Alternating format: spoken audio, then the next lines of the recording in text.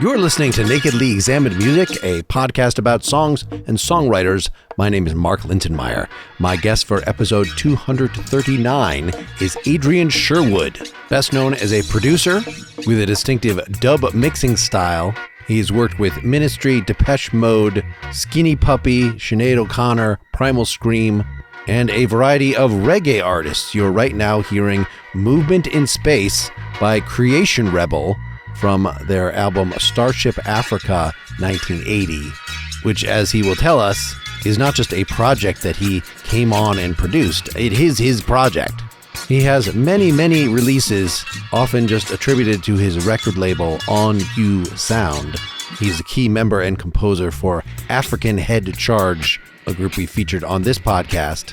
He didn't start releasing music under his own name until 2003's Never Trust a Hippie, and now has 9 LPs under his own name and has remixed, reissued some of his other material for his 5 Decades of Destruction series of EPs. Today we're going to discuss Body Roll from his new record, The Collapse of Everything, then Starship Bahia from Survival and Resistance 2012, then Sharp as a Needle from an album called The English Disease from 1989 that he released under the band name Barmy Army. And we'll conclude by listening to one of his many collaborations, Make Up Your Mind by Coldcut and the Ninja Tunes, On You Sound, Cecile Tadlati, and Adrian Sherwood from the album Outside the Echo Chamber 2017. For more information, please see adriansherwood.com. For more about this podcast, see nakedlyexaminedmusic.com or support the effort at patreon.com/nakedlyexaminedmusic. All right, I will have played a little bit during my introduction of Movement in Space by Creation Rebel that you produced from their Starship Africa 1978 album. Well, actually, it's the remix for your Adrian's 5 Decades of Destruction 80s 2024 release. We're going to get quickly to the new stuff, but I wanted to present something of the arc. Obviously, you've done a lot of production. I try my best with these interviews to listen through the artist catalog. You have way too many things, way too many remixes, there's no way. Sorry. There's no way I could, but I tried to get a representative sampling. I'll refer folks to the interview with Bonjo from African Head Charge that I did last year or so.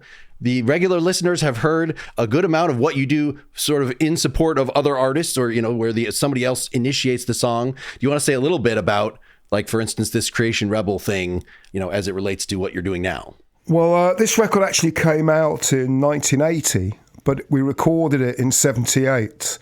It was one of my first ventures into a recording studio. So what I did, I hired all the musicians, hummed the bass lines to the bass player, and the bass player on this album was Tony Henry from Misty en Route, a very, very important band. And this was his first time in a studio. I created it as a studio project and called it Creation Rebel. And a year or two later, it evolved into a live band. So again, like with Head Charge, it wasn't a band to start with. It was a studio project, and then it evolved into a band. So a lot of the things I was doing was just having fun in a studio. And years later, people come back and say, "Oh, I love that record." And you think, "Oh, we made that really quickly and did it for fun and everything." And then people say, "Oh, that's my favourite record you ever did." And you think, "Well, we did that in about 4 days and roughneck," but that's how life is. Sometimes your early things, it has an impact on them, and then, hey. Do you even keep track of sort of how many albums that you have put out? Or is the line between what counts as your album and some sort of collaboration too difficult? And a lot of them are not albums, they're individual tracks. Yeah.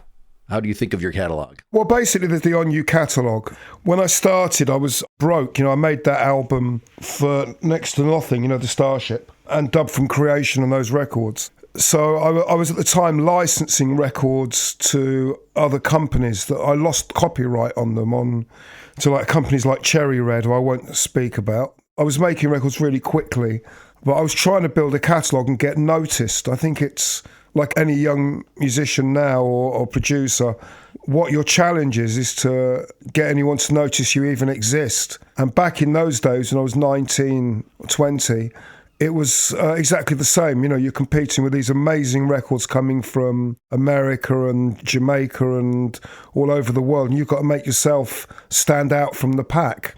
And I was just literally borrowing from Peter to pay Paul to make another record, to build a catalogue and get noticed. That was the model I had. So I did make a lot of records, a lot of them in 2, 3, 4 days each album, just by recording really interesting musicians and treating the sound like a dub record myself. Well, let's fast forward to The Collapse of Everything, 2025.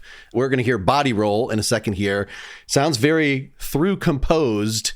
But yeah, can you say a little about sort of how this new project relates to all that stuff? Is this fundamentally a new kind of thing? I heard even Howard sent an email that you're playing live with a band with Doug Wimbish and other folks for the first time. Is this? Yes. What's happened is when we had On You Sound in the early days and before that hit run, I would mix the band. I would be there with Prince Far, Bim Sherman, whoever, Mark Stewart, the Tackhead lads.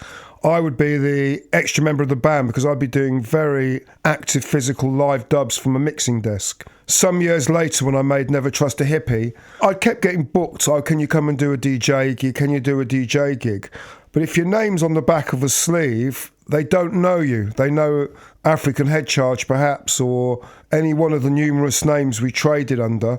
They would know those names because that was the band, but you on the back as a producer. It's a lot different to me having my name on the front of a record. So the plan now is I'm going to take it one stage further, go on stage with a mixing desk where I've got all the drums and certain parts, a drum pad, 3 reverbs, 2 or 3 delays, a noise bank, plus a guitarist, saxophone, flute player who plays both, and the great Doug Wimbish. A wonderful light show and make a cacophony of audio-visual attack. That's the plan, what I want to do. I'm starting with some shows in November in Japan and then doing a big show in London. But in March next year, I'm coming to the States for the first time in many years doing shows. Starting at the Big Ears Festival. Then we're going to do a show in LA and another one in Brooklyn. And hopefully San Francisco as well, all in a week.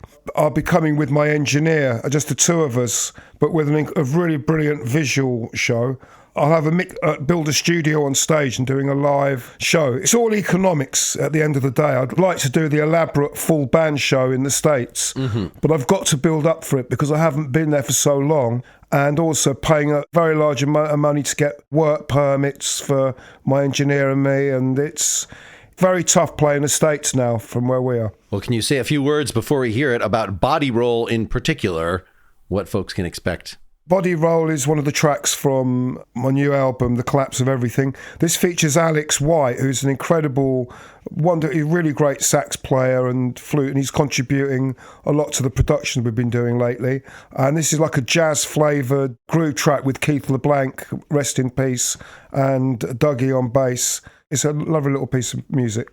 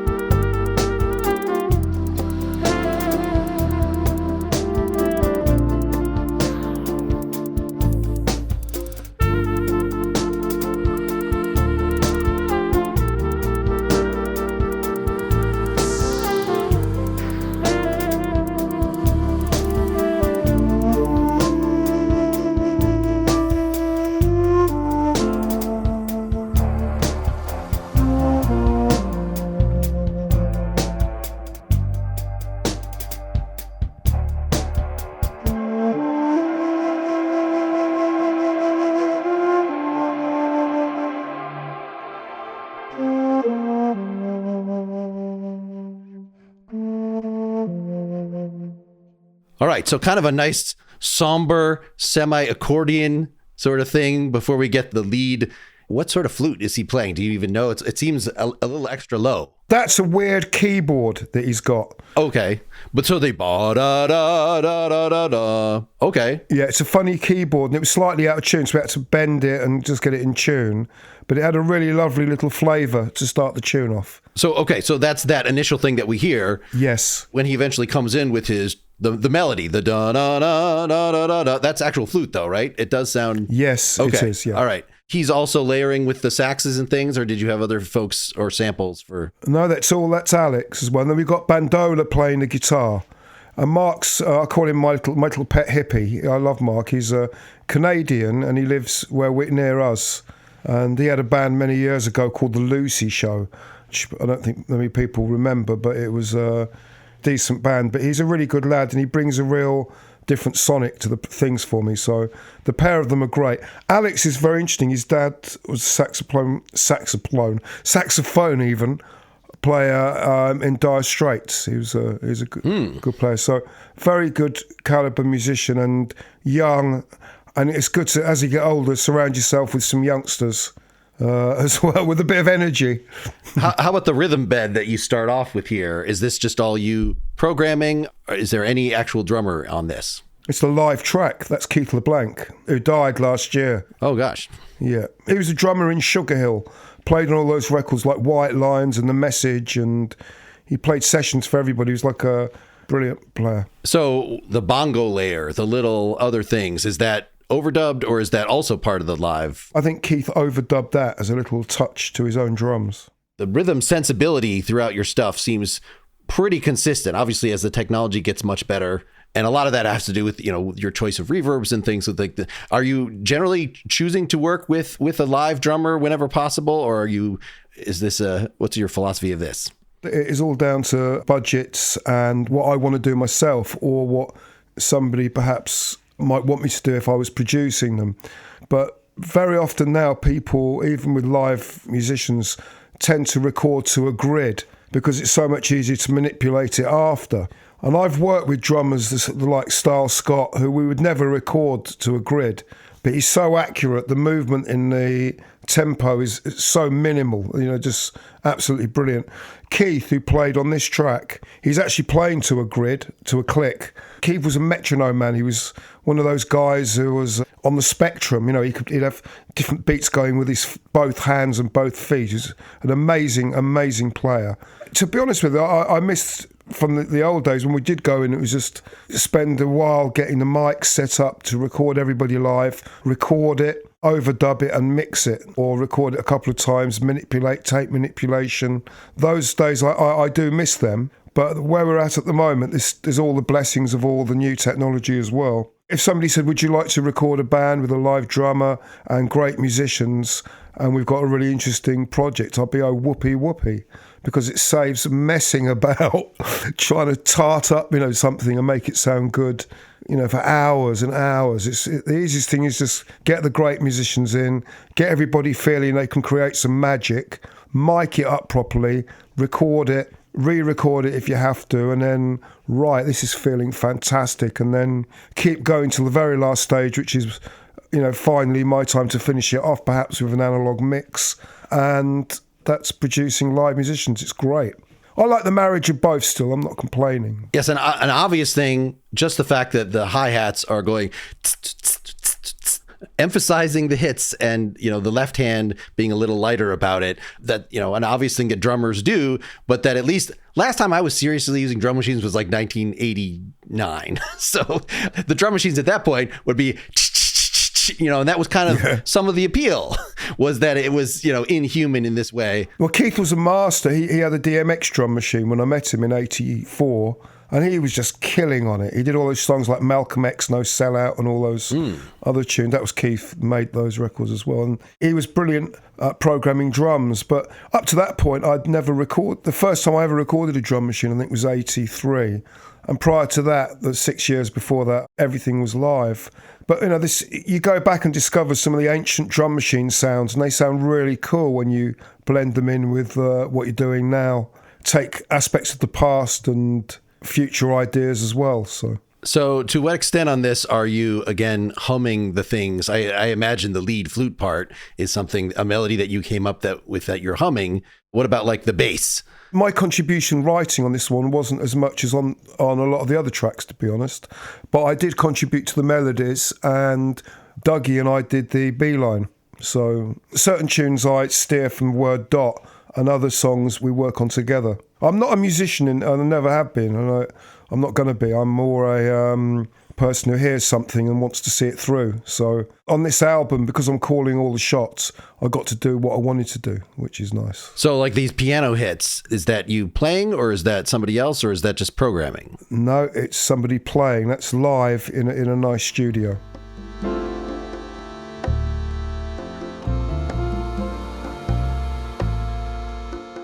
So there's a lot, of course, throughout all the songs. There's these little gestures of things that you're. So this is the thing that you're spending hours and hours on after the time, because I can hear the fundamental, jazzy live thing, but then you're going in and can you say a little about the steps in the process between recording these guys live and the final bit? It's really funny you're asking me the question, because nobody's asked me the question like that, how you visualized it, but it's true.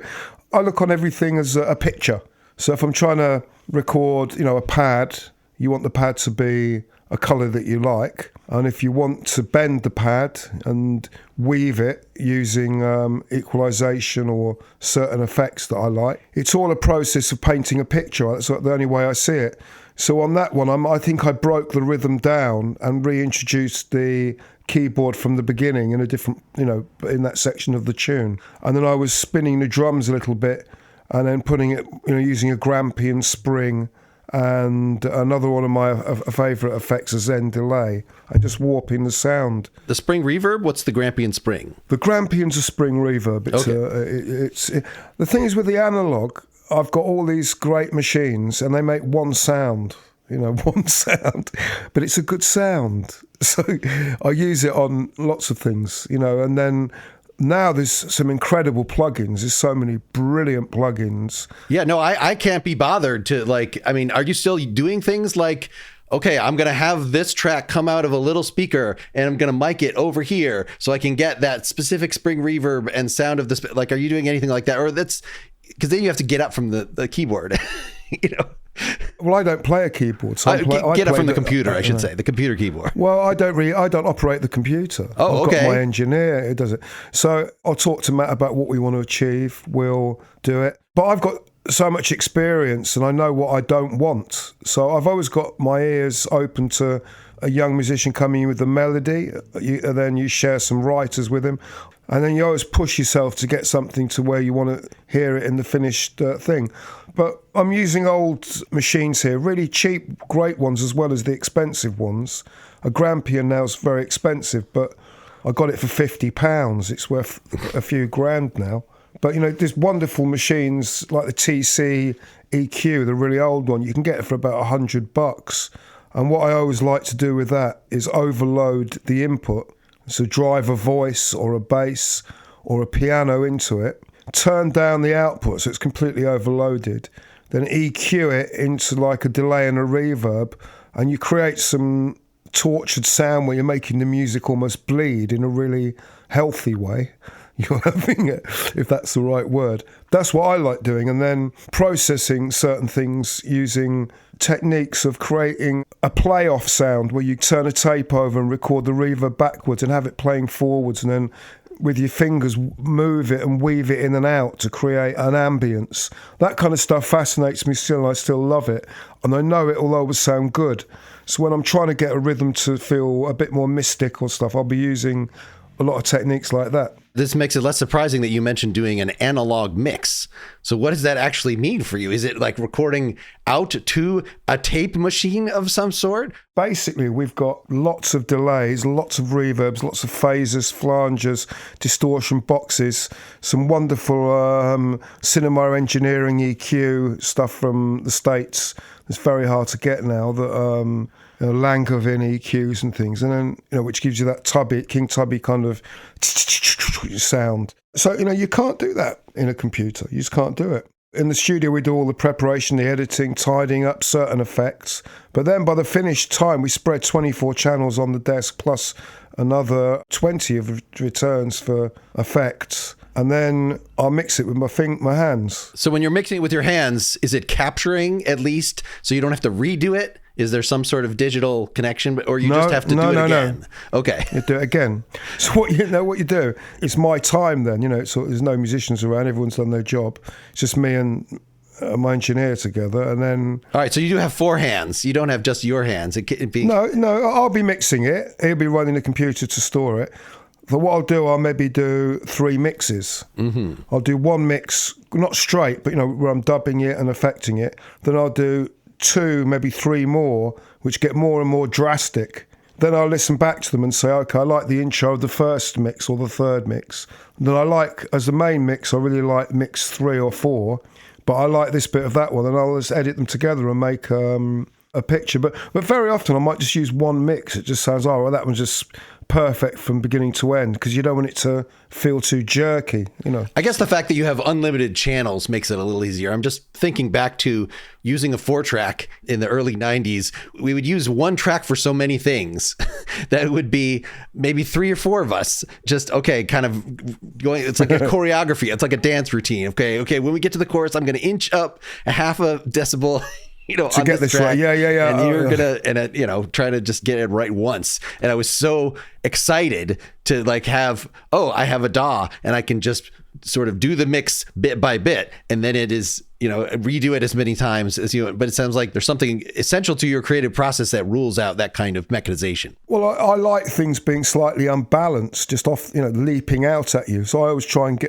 like to get that element of surprise and not aggression. There's something to leap out the speakers at you. That's what I'm looking for. And I want things bright and crispy and, sonic. Like I said earlier, like a picture, I hear the snare above your head, things underneath there, and then you want other things to appear right in the background. And that's what I've always tried to do.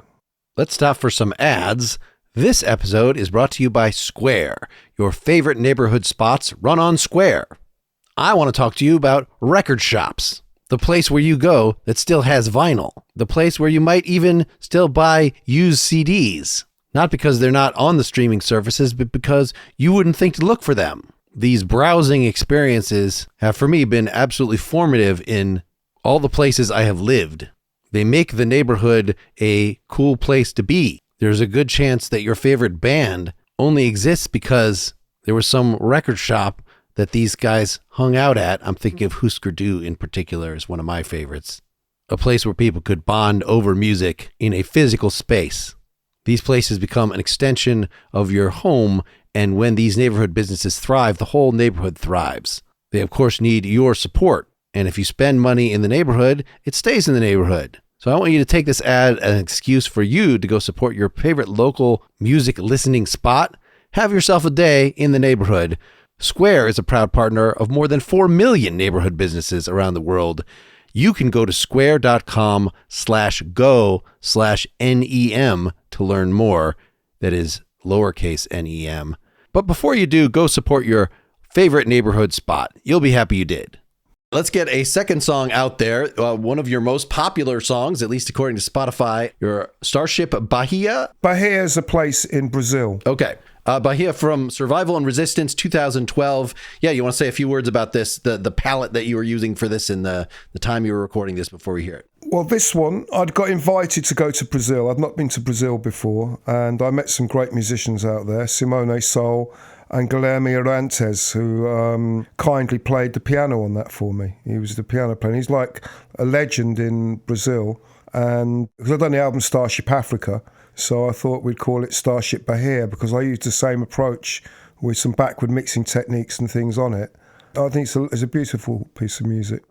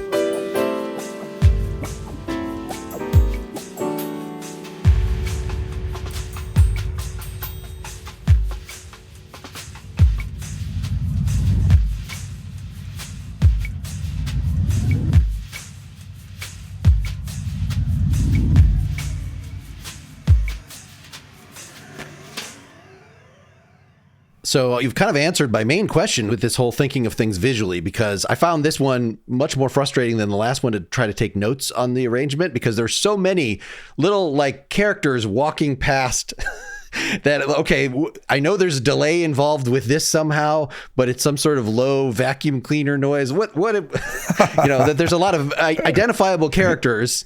And what you were saying about the mixing, right? Some of this piano is very jarring because it's, very nice and smooth. And then it's, something will jump out at you and will kind of... Well, hopefully it's pleasant. Yes. Hopefully pleasantly.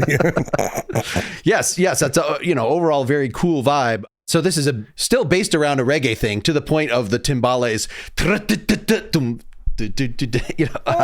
The thing is, like, people always say reggae, this and that. It's just like kind of, I've done folk records, jazz records, African records, industrial records. But where I started was Jamaican stuff, which I still have got a real love of every period of Jamaican music. There's things I love and there's other things that I don't love so much, but that is where I started, and I will always give the greatest respect and everything to. But like, the interesting thing is you speaking is, when you make records yourself and do music, I sit there and I hear and I go, okay, it's going to go 1, 2, 3, 4, and then you know what's coming next. How often do you hear production? You know bloody well what's about to happen. So I try to consciously make things happen ahead of the 4, or twist it before, or hit the 1 and then remove what happens next and turn it round and spin it, so that other producers and other people can listen all they like and they won't be able to figure it out always. That I do consciously, because I want it to entertain me, and I also want other musicians and music makers, I want them to listen to what we do and think, oh, that's interesting, or that's interesting, oh, that's great, because it's very often the form, well, forget the chart stuff, because I've never been that successful with particularly chart things, but you hear everything, it's like, God, you've heard it all before, you know the structure, and you know what's about to happen. I want the element of surprise, and I want to achieve the mystic thing of it, the spiritual thing of it, the fun thing of it, and I like the mischief of things that don't quite add up. That's really interesting to I, as an external person who does not listen to a lot of reggae, I sort of think about reggae as like blues, like exactly like you're saying. Like, I don't play blues because even though I really enjoy some blues, and of course it's like a great emotional outlet, but a lot of blues songs sound basically the same. And I guess I was feeling that with reggae, but you just use these bare bones reggae gestures, okay, it gets, it's like a dance beat, just something to then have this giant canvas that you can do literally anything with. Well, what kind of music do you like? What's your favorite? I mean, it's probably just as formulaic, this sort of 3-chord post-punk rock and roll, add a ninth here and there, that kind of thing. No, fair enough. But you see, if you're passionate about it, you'd introduce me to loads of things I've never heard before, and I could get into it. If you were amongst me, and I was at my house, say, and I sat down, and I played you some of the greatest examples of dub or great songs you've never heard before by brilliant Jamaican songwriters, great songs, not gimmicky, or gimmicky ones. Or I could play you like some of the funniest gimmicky records from the 60s to the 70s to the 80s, some funny, hilarious stuff. You'd probably go, Rock, I really get it, I love this stuff. Similarly, English folk music or all sorts of stuff. The Jamaicans saying each one teach one. You could turn me onto some great stuff I've never ever heard.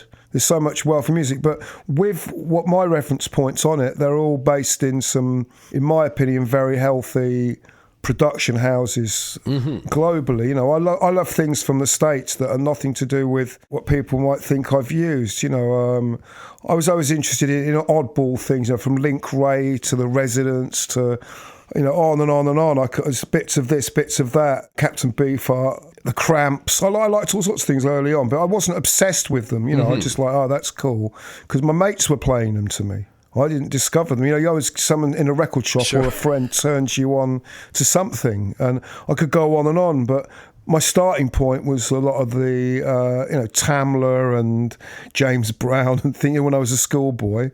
And years later, you start hearing all, Iggy Pop and all these like great thing, New York Dolls and all these like other things that you get what the British lads were copying, in their bands, Yeah, that's really interesting. The whole, somebody turns you on to the music in the first place, but it's a matter of which music you sort of actually internalize and really make, get obsessed about, as you were saying, such that it goes Completely. round and round. And for me, Residence was one of those bands that nobody told me this is a great band. It's just something I sort of discovered in like my public library and then at the school radio station at college. And so it felt like this secret discovery that I could really pour into. I feel like that is there's something about this illusory independence of thought that maybe gives one greater attachment to a type of music than otherwise you might have. 100%. Turning back to so even just the triangle track on this song, on Starship Bahia, was the same person doing all the percussion, or were you drawing on multiple local percussionists? Do you recall this? No, I used a female percussionist from Sao Paulo, Simone Sol. But I again was getting her to do frequency things. So if you're listening to a tune and you want it to shine, triangle is like an unusual trebly percussions that have certain frequencies. How you use them, it's key, really.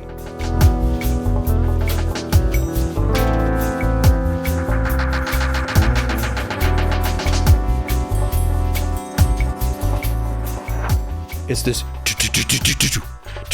counter rhythm that you're introducing that I was particularly. Do you like it? Yes. I mean, it's one of the kind of things. It's a really groovy, smooth tune. Just to have something like that, that's really breaking it up, is nice. Well, giving you my production tips, that's to do with tape manipulation. So it's not an analog or a digital delay pedal. No. It's. Well, I can tell you what you do. But it's actually very, very fiddly, but you have to, if you understand delay, if you know, for example, that a tune, say 120 beats per minute, and you know that a 16th note in delay, would you know what that is? It's 125 milliseconds. No, I would not have known that offhand. I could do the math, I could sit down. But... Well, because it's 120 beats per minute, it's going to be 60. And it's in the multiples coming down. 125 it's a very boring interview now. It's the boring thing. I always like using a dotted delay. So an actual piece of tape that you're doing something. What is it? Well, no. What you do, if you take a tape, turn it over, and then record the delay backwards. When you turn the tape back over, it goes. And it cuts back on you. So if you record 2 or 3 different delay speeds backwards, and then turn the tape over, it's going to go, it's made off it. Or if you do a reverb, it's going to go, or a piano, instead of going jong, it's going to go, jong. So you get this weaving sound.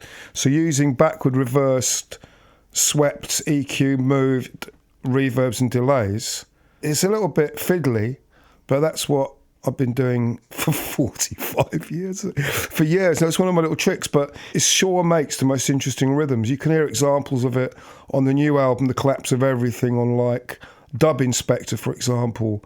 That's built off using ricochets and reverse impressions of the groove we already had. Okay, so it sounds like most of these little characters that are traveling in the song are just what the musicians were doing, but you're taking a little bit of them. So, I can tell that the guitar timbre of something that's going wah, wah, wah, wah, wah, is what the guy was playing, 2 measures ago or something. So you're just taking, it's not importing a new sound through your synth library or something. It's part of my production technique that I'm processing very drastically each thing that is there. And not always. I mean, sometimes I keep the productions very simple and just use the tone. And, if I'm making like an album like I did with the Jeb Roy Nichols album, that's quite simple, but I'm still using certain techniques on it.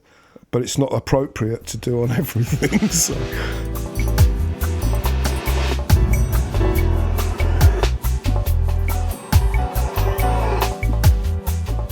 So yes, a lot of the slurping of this with the do you like that? Tammers. Do you like that? I do. Yes, so that's just exactly what we're talking about. That is also the reversing the reverb and things like that, or do you recall? What it requires really is the analog desk. So you go from the is this a tech program? Can we having a very We can go any direction. Or am I just teaching you how to make dub records backwards? It's a fascinating group. Go ahead. All right, you make records yourself. Have you got an analog in and out of your computer?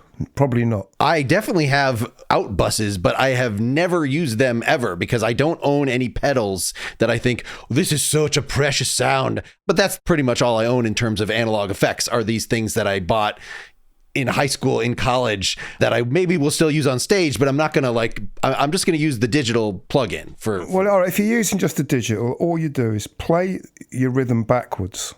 Okay, make it play backwards. Mm-hmm. And then, for example, get a reverb you like, and then put the on every fourth snare, say. And then do another take where you've got a dotted eighth delay and put that on every second snare, every 4 bars or something, or 2. Print that, and then do another one where you've got a really fast delay going, like a 16th, but with a bit of feedback on it, and print that backwards as well. Then turn the tape over and have a listen to what you've got. Wipe what you don't want, keep what you do want, and re-edit it and to make a new rhythm. And that's what I do. But it's like, there's the secret. It's given away. Go and do it. That's it. That's on that record. All right. Very cool. That technique's used on 2 or 3 tracks on the new album. And every time I'm trying to make the rhythm so it doesn't sound like everybody else's stuff, that's what I try and do. So this is the most spastic triangle part here, and it sort of goes into a train crossing sound. Let's hear.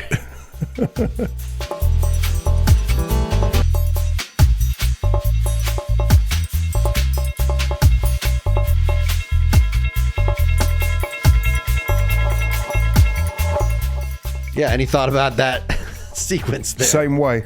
That's the same way. But that's a really slow one. So it's coming way before the actual hit. So it's coming from the distance and building up. Well, and the actual train sound, that's got to be a sample or something. No, it's not a train sound. No? It's not a train sound. That's the delay. Because it's running as a dotted eighth or a slow dotted eighth at half speed. So if you were running at 120, it would be 375. But if you're doing a slow one, it'd be 750. You understand? It's at 1/16 sure. on at 120 is 125. So a dotted eighth is 125, which is 375, and a half speed one, which that was, would be 750. You start feeding it back, and then luckily I created that sound and thought, wow, that sounds amazing, and then edited it and put it in the right place. It's a bit of work. I like it, but not enough other people do. Otherwise, I'd have been a multi-millionaire. But I don't care. I like it. All right, let me ask a general question of if you have any thoughts on how long to keep one of these things going. Our first song was a nice little pop song length, 3.5 minutes. This one goes almost 5.5.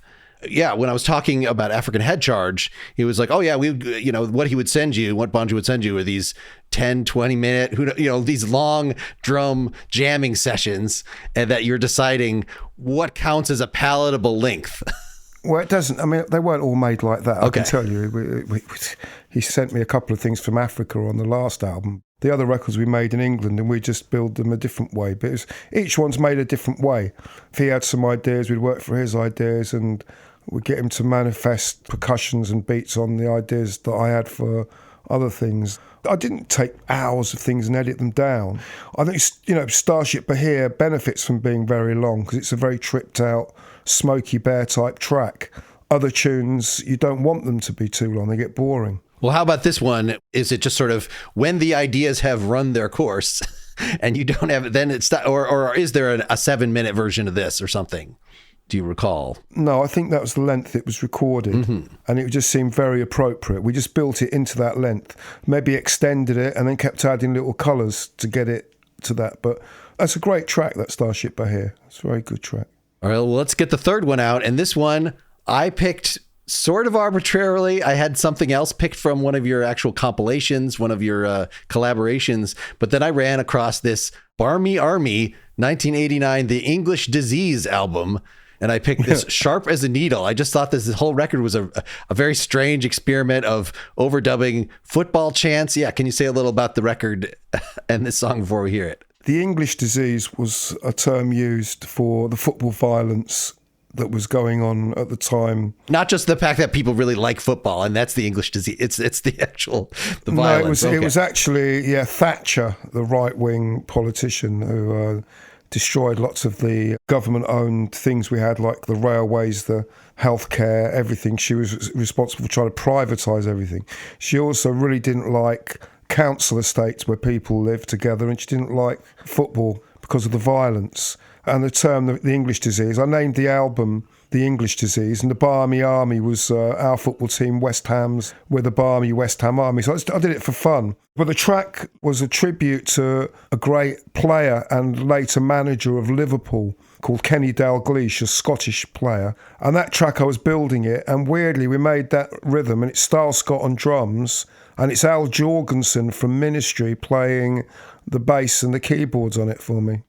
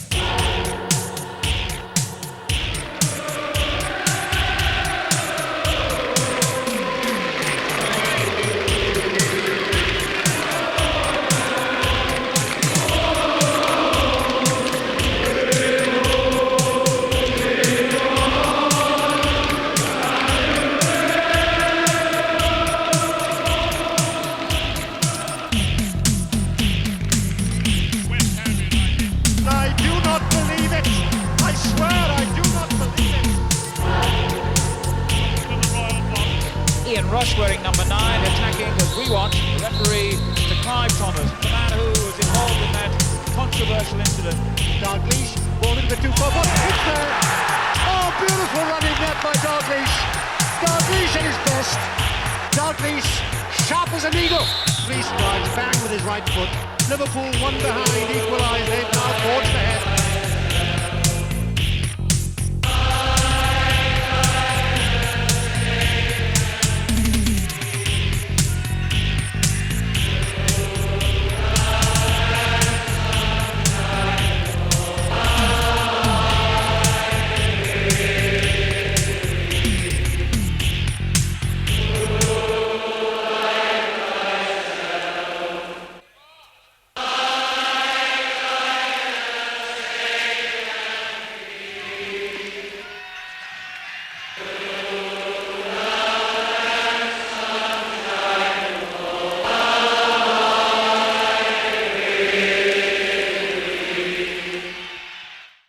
Yeah, so even just this initial melody that you came up with, this da da da da, like, is that also referencing something in the? It's melodies from football chants. Okay, all right. And then I know the actual two chants. I guess Google is good enough now that I could ask Yes, that You'll it's Never abide Walk Alone. with me.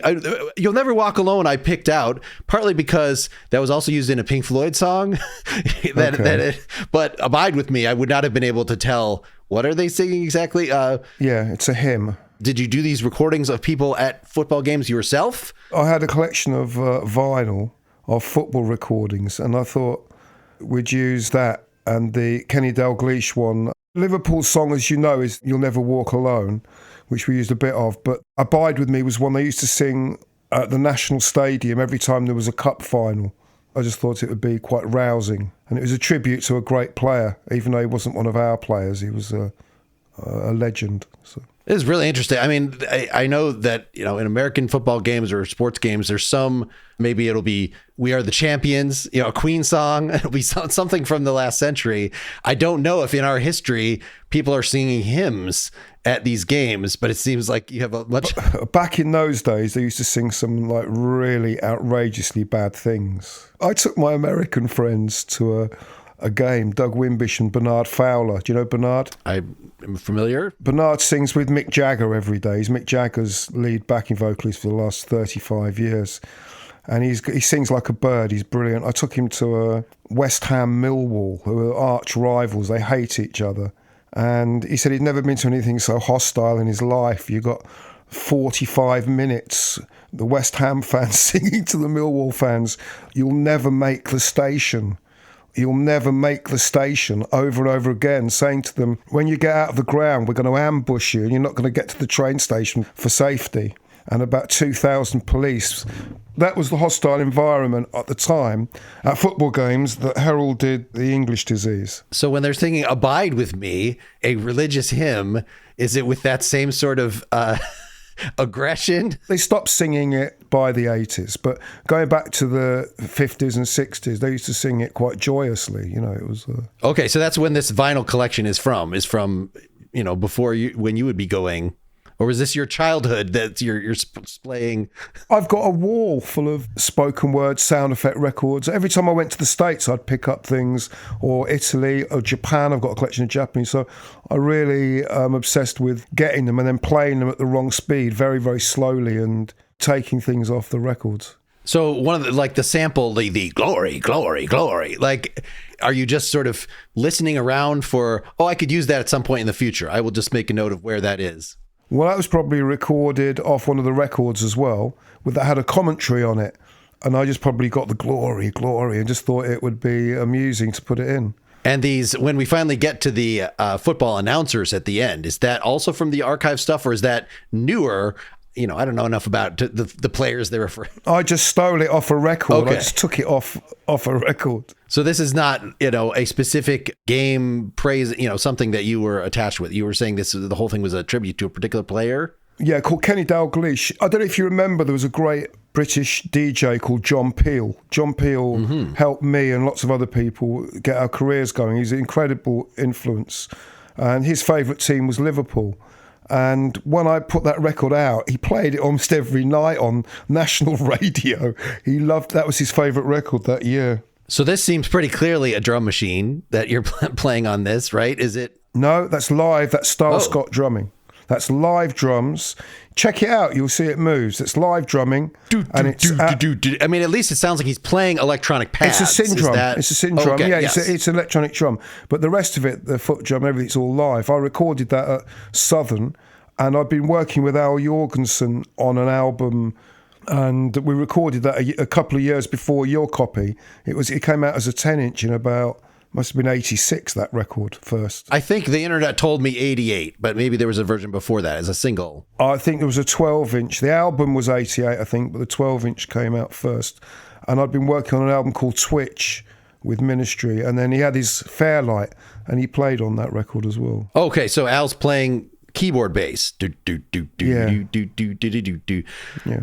Doug Wimbish played on a Shriekback album from around this period that I was thinking like, wow, that really sounds like one of those grooves. But I guess that was just what was in the air. Yeah, no, Dougie was playing on the Barmy Army album. You've chosen some very obscure ones, but that's good. He's playing on the Barmy Army album on a few tracks as well, Doug is. There's not nearly the sort of sonic depth in this one as the other one to pull out a bunch of individual chunks for you. I guess we could just talk a little more generally. So you've talked a lot about sort of the consistency in the techniques from 20 years ago to now in terms of, are you still like acquiring more gear? Are you still constantly, as new technology comes out, sort of fiddling, or you have, these are my toys, I can do plenty with that, I'm fine with that? Well, yeah, we've got relationships with Lexicon and lots of other companies. And my friend Ray Maxwell, he's a good lad. My American friends send me new gear there with the company they're working with, and that's for plugins and stuff. And then I've got other people. Well, Ray actually sent us some physical stuff that was fantastic from his company. And then I've got people here who make equipment, and I buy it off them, or people get us to test it for them. So I've always got funky new outboard and computer-based stuff as well. So like on the new album, is there a track that you feel like, oh, I would not have made this, or it wouldn't sound anything like this were it not for, like when you get a new piece of gear, does it sort of write a song for you? I feel like that, oh, I got a new bass sound with my new phaser, and that creates a song. One of the things that I love is Matt from Cold Cut Ninja Tunes. He came up with this wonderful thing called the Zen delay, and that's probably the best bit of gear in years. I love it for me because it allows me to sweep the top end of a tune and interfere with the tracks in a really cool way with the stereo. So, I mean, the Zen delay is probably the most thing, and it's not expensive relatively. It's a great bit of kit. Well, that actually transitions well for the final song that we were just going to introduce, but maybe we could use this, to briefly talk about your array of collaborations, relationships with other musicians. The song that I picked to conclude with was Make Up Your Mind from Outside the Echo Chamber 2017, which is Cold Cut. It is credited in Spotify to Cold Cut, On You Sound, Cecile, Todd Latee, and Adrian Sherwood. Do you recall enough about this song, or was this just something that you spent an afternoon on? No, we worked on it. They'd done some recordings and they got me in to help kind of finish them off. That's what happened. So it wasn't really, I can't take the credit for originating all this at all. I didn't. I just got involved with my friends and built the rhythm, and yeah.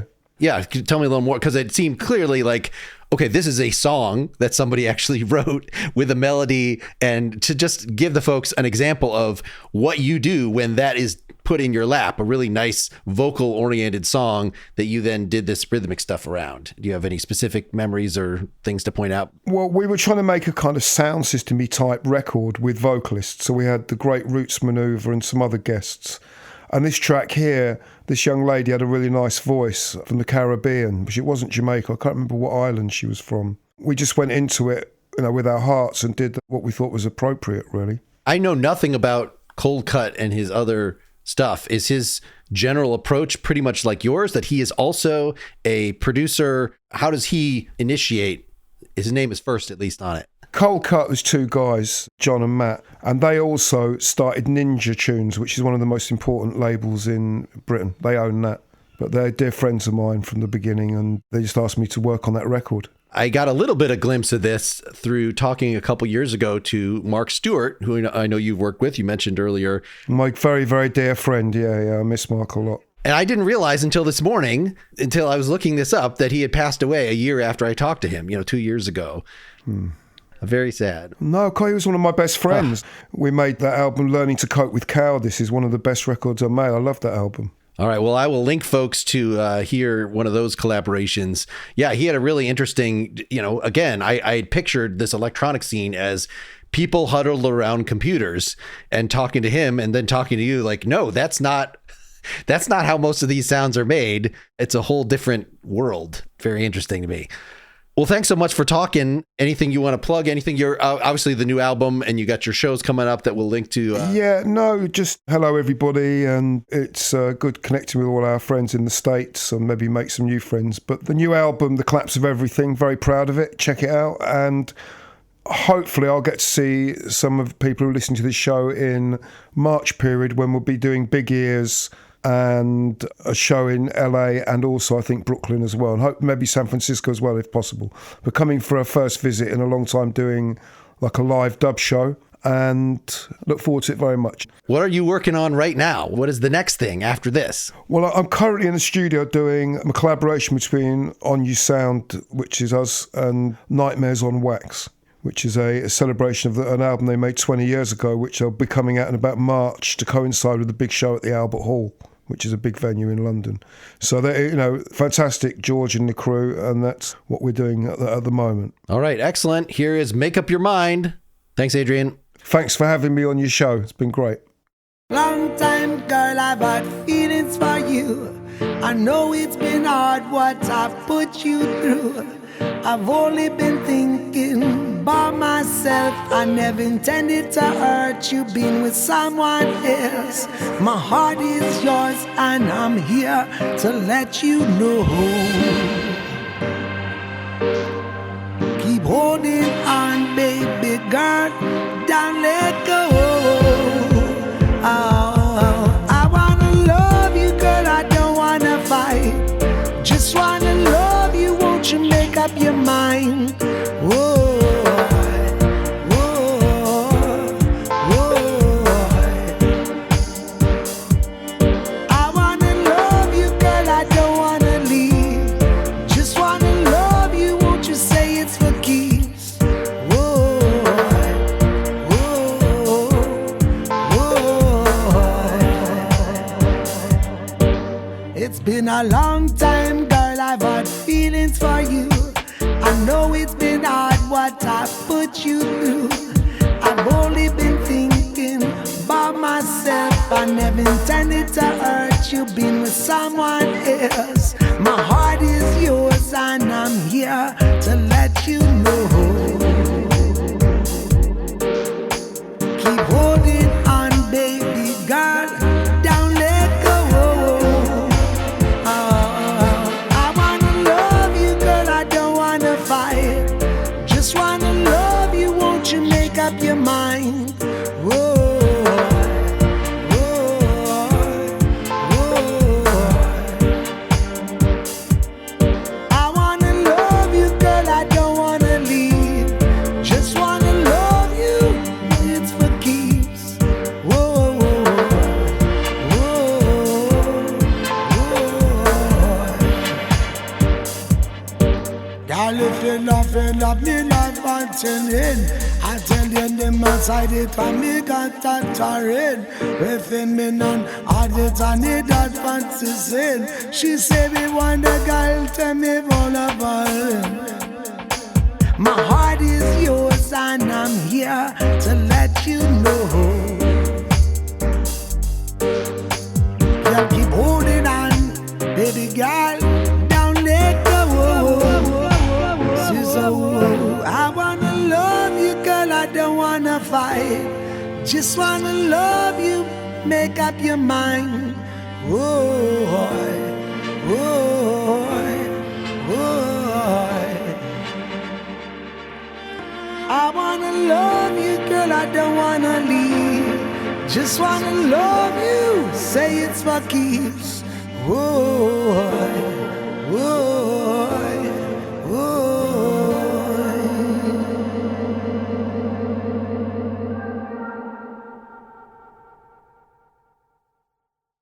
Thanks so much to Adrian. Learn more about his material at adriansherwood.com. I hope you're subscribed to this podcast, Nakedly Examined Music. You can find the links to do that at nakedlyexaminedmusic.com, and I will link to other works of Adrian's, different collaborations he's done. There's one video that actually shows him twiddling the knobs on his equipment, so you can hear what he's talking about. My next interview is with a very interesting singer-songwriter named Jonathan Rundman, currently based in Minneapolis. And then I just this week recorded another discussion episode on humor in music with some returning guests, Don Ralph from Life in a Blender, and a couple guys that I've had on my Pretty Much Pop podcast on the panels there. If you want to make sure you get your episodes of mine as quickly as possible, sometimes minutes or days before they show up on the public feed, why you want to go to patreon.com/nakedlyexaminedmusic. That will get you all the episodes completely ad-free, occasional bits of bonus material, but mostly it lets me know that you want this podcast to continue and are willing to put a very small amount of money behind that. Hope everybody's doing well. Keep on musicking. Until next time, this is Mark Linsenmeyer signing off.